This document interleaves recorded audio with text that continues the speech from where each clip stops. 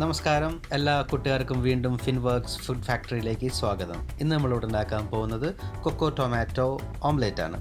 ഇതിനു വേണ്ടി നമുക്ക് ആദ്യം ഇൻഗ്രീഡിയൻസ് മാറ്റി വയ്ക്കാം.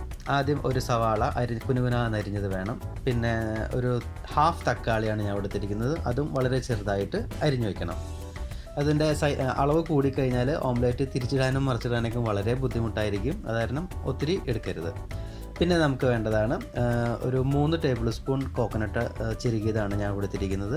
പിന്നെ കറിവേപ്പില ചെറുതായിട്ട് അരിഞ്ഞിട്ട്, പിന്നെ ഗ്രീൻ ചില്ലി 2 എണ്ണം ഞാൻ ചെറുതായിട്ട് അരിഞ്ഞിട്ട് എടുത്തിട്ടുണ്ട്. ഇനി നമുക്ക് ഞാനിതിൽ 3 മുട്ട എടുത്തിട്ടുണ്ട് യൂസ് ചെയ്യാം ഓംലെറ്റ് ഉണ്ടാക്കാൻ വേണ്ടിയിട്ട്. ആദ്യം തന്നെ നമുക്ക് മുട്ട നന്നായി ഒന്ന് അടിച്ച് പതപ്പിച്ചെടുക്കാം.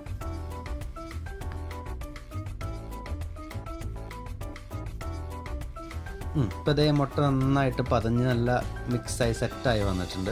ഇനി നമുക്കൊരു പാത്രത്തിലോട്ട് ഒനിയനും ടൊമാറ്റോയും കറിവേപ്പിലയും കോക്കനട്ടും ഗ്രീൻ ചില്ലിയും ഇതൊക്കെ കൂടി ഒന്ന് ഇട്ട് ആ മുട്ട അടിച്ച് വെച്ചതിന് കൂടെ മിക്സ് ചെയ്തിട്ട് നന്നായി ഒന്ന് അടിച്ചെടുക്കാം. അടിച്ചെടുക്കുമ്പോൾ അതിൽ കുറച്ച് നിങ്ങൾക്ക് ആവശ്യത്തിന് ഉപ്പ് അതിൽ ചേർത്തിട്ട് വേണം അടിച്ചെടുക്കാൻ. ഇനി നമുക്ക് നല്ലൊരു കംഫർട്ടബിൾ ആയിട്ടുള്ള ഒരു പാത്രം എടുക്കുക. എന്നിട്ട് പാത്രം ചൂടായതിന് ശേഷം എണ്ണ ഒഴിച്ച്, ഞാൻ വെളിച്ചെണ്ണയാണ് ഇവിടെ യൂസ് ചെയ്തിരിക്കുന്നത് 2 ടേബിൾ സ്പൂൺ. നമ്മുടെ ടേസ്റ്റ് ഒന്ന് എൻഹാൻസ് ചെയ്യാനായിട്ടാണ് ഞാൻ ആ വെളിച്ചെണ്ണ യൂസ് ചെയ്തത്. അതിന് ശേഷം ഈ ചൂടായ എണ്ണയിലോട്ട് നമുക്ക് നമ്മുടെ മിക്സ് ചെയ്ത് വെച്ചിരിക്കുന്ന മുട്ട ഒഴിക്കാം. അതിന് ശേഷം നമുക്ക് നന്നായി ഒന്ന് മിക്സ് ചെയ്ത് പരത്തി കൊടുക്കാം.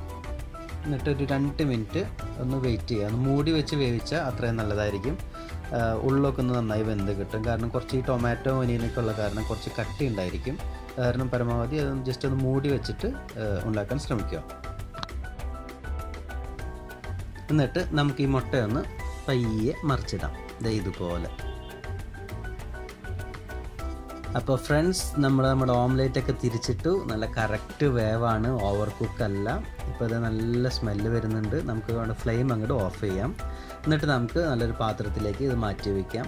എന്നിട്ട് ചെറുതായൊന്ന് ഗാർണിഷ് ചെയ്യുക. ഇപ്പോൾ ഇതൊക്കെ കണ്ടോ, ടൊമാറ്റോയും ഉള്ളിയൊക്കെ നല്ല മുരുമുരാന്നിരിക്കുന്ന സൈസ് ചെറുതായ കാരണം ഇത് നമുക്ക് ബ്രെഡ് ഓംലെറ്റ് കഴിക്കാം, അല്ലെങ്കിൽ ചോറിൻ്റെ കൂടെ കഴിക്കാം. ഞാനിവിടെ സെർവ് ചെയ്യുന്നത് ചോറിൻ്റെ കൂടെയാണ്. ഞാനിപ്പോൾ നിങ്ങൾക്ക് കാണിച്ചു തരാം. അതിന് ജസ്റ്റ് ഒരു ചെറിയ വീഡിയോ എടുത്തിട്ടുണ്ട്. ഇത് നല്ല ടേസ്റ്റ് ഉണ്ടായിരുന്നു ഞാൻ കഴിച്ചിട്ട്. അത് കാരണം നിങ്ങളും തീർച്ചയായും ട്രൈ ചെയ്ത് നോക്കാം.